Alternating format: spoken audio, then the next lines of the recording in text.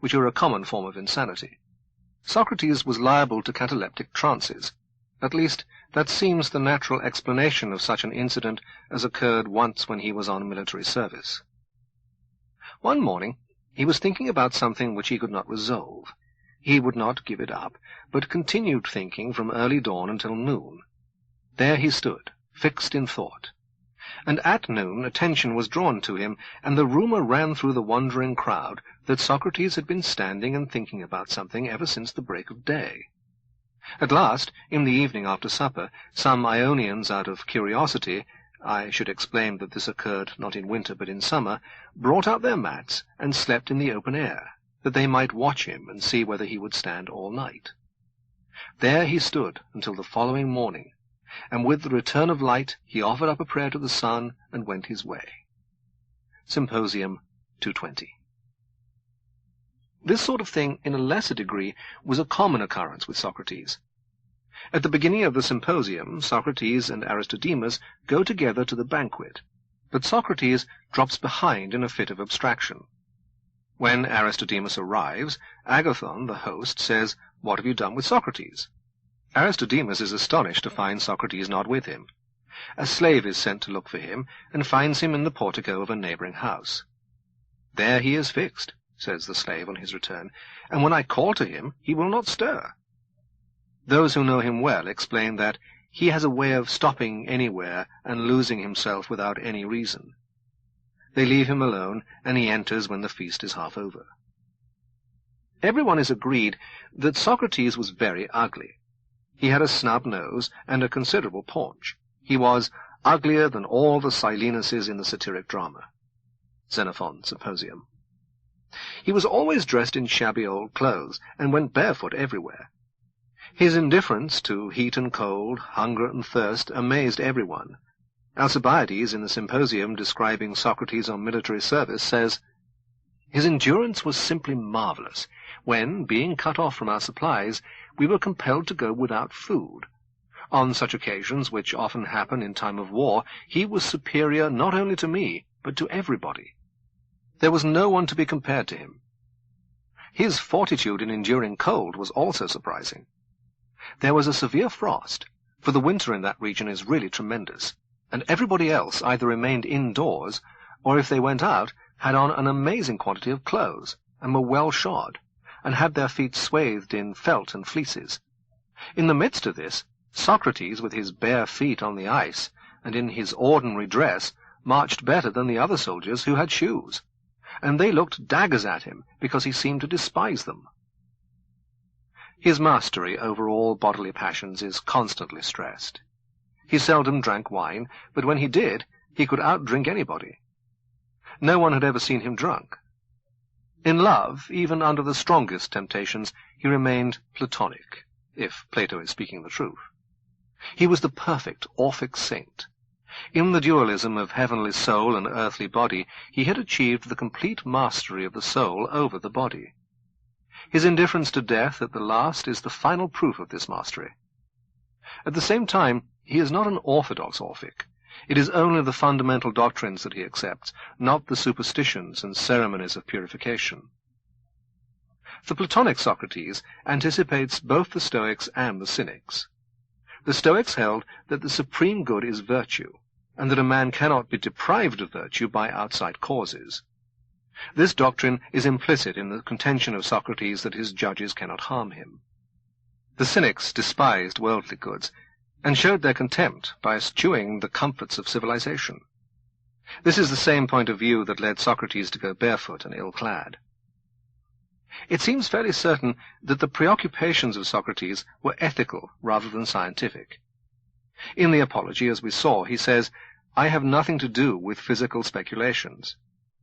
The earliest of the Platonic dialogues, which are generally supposed to be the most Socratic, are mainly occupied with the search for definitions of ethical terms. The Charmides is concerned with the definition of temperance or moderation, the Lysis with friendship, the Laches with courage. In all of these, no conclusion is arrived at, but Socrates makes it clear that he thinks it important to examine such questions. The Platonic Socrates consistently maintains that he knows nothing, and is only wiser than others in knowing that he knows nothing. But he does not think knowledge unobtainable. On the contrary, he thinks the search for knowledge of the utmost importance. He maintains that no man sins wittingly, and therefore only knowledge is needed to make all men perfectly virtuous. The close connection between virtue and knowledge is characteristic of Socrates and Plato. To some degree, it exists in all Greek thought, as opposed to that of Christianity. In Christian ethics, a pure heart is the essential, and is at least as likely to be found among the ignorant as among the learned. This difference between Greek and Christian ethics has persisted down to the present day.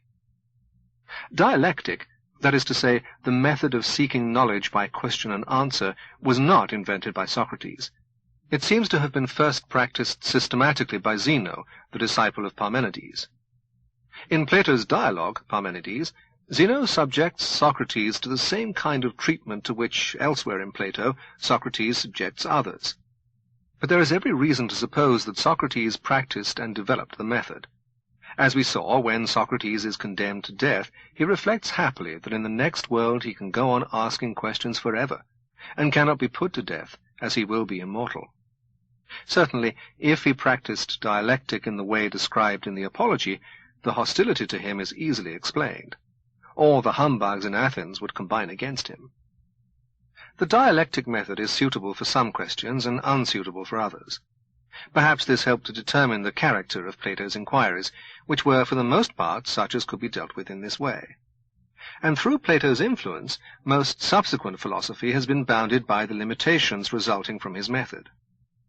Some matters are obviously unsuitable for treatment in this way, empirical science, for example.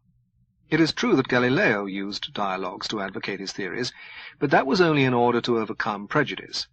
The positive grounds for his discoveries could not be inserted in a dialogue without great artificiality. Socrates, in Plato's works, always pretends that he is only eliciting knowledge already possessed by the man he is questioning. On this ground he compares himself to a midwife. When, in the Phaedo and the Meno, he applies his method to geometrical problems, he has to ask leading questions, which any judge would disallow. The method is in harmony with the doctrine of reminiscence, according to which we learn by remembering what we knew in a former existence. As against this view, consider any discovery that has been made by means of the microscope, say the spread of diseases by bacteria. It can hardly be maintained that such knowledge can be elicited from a previously ignorant person by the method of question and answer. The matters that are suitable for treatment by the Socratic method are those as to which we have already enough knowledge to come to a right conclusion, but have failed, through confusion of thought or lack of analysis, to make the best logical use of what we know. A question such as what is justice is eminently suited for discussion in a Platonic dialogue. We all freely use the words just and unjust, and by examining the ways in which we use them, we can arrive inductively at the definition that will best suit with usage. All that is needed is knowledge of how the words in question are used. But when our inquiry is concluded, we have made only a linguistic discovery, not a discovery in ethics.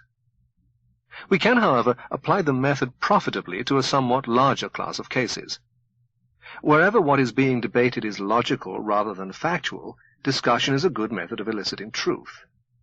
Suppose someone maintains, for example, that democracy is good, but persons holding certain opinions should not be allowed to vote. We may convict him of inconsistency and prove to him that at least one of his two assertions must be more or less erroneous. Logical errors are, I think, of greater practical importance than many people believe. They enable their perpetrators to hold the comfortable opinion on every subject in turn. Any logically coherent body of doctrine is sure to be in part painful and contrary to current prejudices. The dialectic method, or more generally the habit of unfettered discussion, tends to promote logical consistency, and is in this way useful. But it is quite unavailing when the object is to discover new facts. Perhaps philosophy might be defined as the sum total of those inquiries that can be pursued by Plato's methods. But if this definition is appropriate, that is because of Plato's influence upon subsequent philosophers.